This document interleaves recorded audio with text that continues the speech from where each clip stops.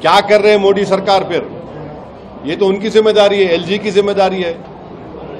पाकिस्तान से टेररिस्ट कैसे हमारे देश में आ रहे हैं? हमारे देश के अंदर आकर वो गरीब लेबरर्स जो बिहार और यूपी के, उनको गोली मार रहे हैं, उनके कैंप में जाकर गोली मार रहे हैं। तो नाकामी है नरेंद्र मोदी सरकार की, आतंकवादियों को रोक नहीं पा रहे हैं वो। AIMIM के प्रमुख असदुद्दीन ओवैसी ने जम्मू कश्मीर में बढ़ती आतंकी घटनाओं को लेकर केंद्र सरकार पर निशाना साधा है। उन्होंने कहा कि पाकिस्तान से आकर आतंकवादी हमारे नागरिकों की हत्या कर रहे हैं। अभी यूपी के 2 गरीब मजदूरों को गोली मार दी गई। ये तो मोदी सरकार की नाकामी है कि पाकिस्तान से आतंकवादी आकर हमारे नागरिकों की हत्या कर रहे हैं। कानून व्यवस्था की जिम्मेदारी उपराज्यपाल के पास है और अगर वहां आतंकी हमले हो रहे हैं तो भाजपा को जिम्मेदारी लेनी चाहिए।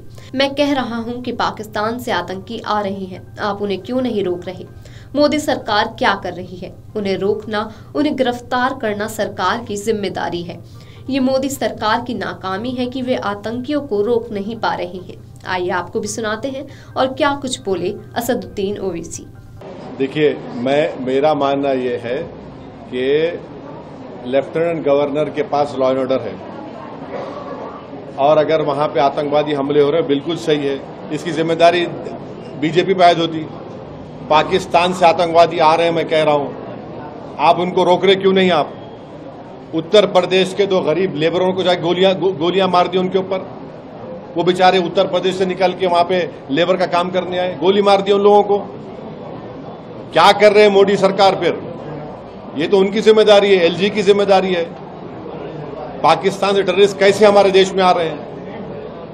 आपको रोकना चाहिए, उनको पकड़ना चाहिए और हमारे देश के अंदर आकर वो गरीब लेबरर्स जो बिहार और यूपी के, उनको गोली मार रहे हैं, उनके कैंप में जाकर गोली मार रहे हैं। तो ये तो नाकामी है नरेंद्र मोदी सरकार की, आतंकवादियों को रोक नहीं पा रहे हैं वो, जो पाकिस्तान से आकर हमारे देश में हमारे शहरियों को मार रहे हैं। साथ ही ओवैसी से जब फारूक अब्दुल्ला के उस बयान को लेकर सवाल किया गया था जिसमें उन्होंने आतंकी हमलों के पीछे राज्य को अस्थिर करने की साजिश की आशंका जताई थी। बड़गाम आतंकी हमले पर नेशनल कॉन्फ्रेंस के अध्यक्ष फारूक अब्दुल्ला ने कहा था कि इसकी जांच होनी चाहिए। ऐसा कुछ हुआ कि सरकार आई और ये सब हो रहा है। मुझे संदेह है कि ये उन लोगों द्वारा किया गया है जो सरकार को अस्थिर करने की कोशिश कर रहे थे। अगर आतंकवादी पकड़े जाते हैं तो हमें पता चल जाएगा कि ये कौन कर रहा है। उन्हें नहीं मारा जाना चाहिए, उन्हें पकड़ा जाना चाहिए और पूछा जाना चाहिए कि इसके पीछे कौन है। हमें जांच करनी चाहिए कि क्या कोई एजेंसी है जो उमर अब्दुल्ला की सरकार को अस्थिर करने की कोशिश कर रही है। हालांकि फारूक अब्दुल्ला के इस बयान का बीजेपी प्रवक्ता सुधांशु त्रिवेदी ने जवाब दिया। उन्होंने कहा कि सरकार उचित जांच कर रही है, लेकिन अगर उन्हें ऐसा कुछ लग रहा है, अगर उनके पास कोई जानकारी है तो वे विपक्ष में नहीं है, उन्हें इसे साझा करना चाहिए। जब उनकी सरकार को अस्थिर करने की बात आती है तो क्या ये वही शक्ति नहीं है जिससे उन्होंने सत्ता में आने के लिए दोस्ती की थी? शायद अब आपको उसी शक्ति से निपटना होगा। उन्होंने कहा था कि हमें पाकिस्तान के साथ बातचीत करने की जरूरत है। या तो ये आपका डर है या फिर अगर आपके पास कोई जानकारी है तो कृपया इसे केंद्र सरकार और एलजी के साथ साझा करें। आपको बताते चलें कि बीते शनिवार को सीआरपीएफ और जम्मू कश्मीर पुलिस के साथ हुई मुठभेड़ में 3 पाकिस्तानी आतंकियों को ढेर कर दिया गया। सुरक्षा बलों ने 2 अलग जगहों पर हुई मुठभेड़ में 3 आतंकवादियों को मार गिराया।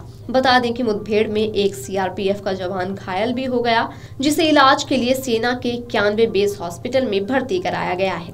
एक पुलिस अधिकारी ने मीडिया से बातचीत में बताया कि मारे गए आतंकियों का कनेक्शन लश्कर-ए-तायबा से है, जिसमें एक आतंकी लश्कर कमांडर उस्मान है, जो पिछले 1 दशक से कश्मीर घाटी में एक्टिव था और इंस्पेक्टर मसरूर वानी की हत्या में शामिल था। बता दें पिछले वर्ष अक्टूबर में इंस्पेक्टर मसरूर वानी की हत्या कर दी गई थी। वीडियो डेस्क अमरुजाला.com। अगर आप ये वीडियो YouTube पर देख रहे हैं तो हमारे चैनल को सब्सक्राइब कर बेल आइकन दबाएं और Facebook पर देख रहे हैं तो हमारे पेज को लाइक करें।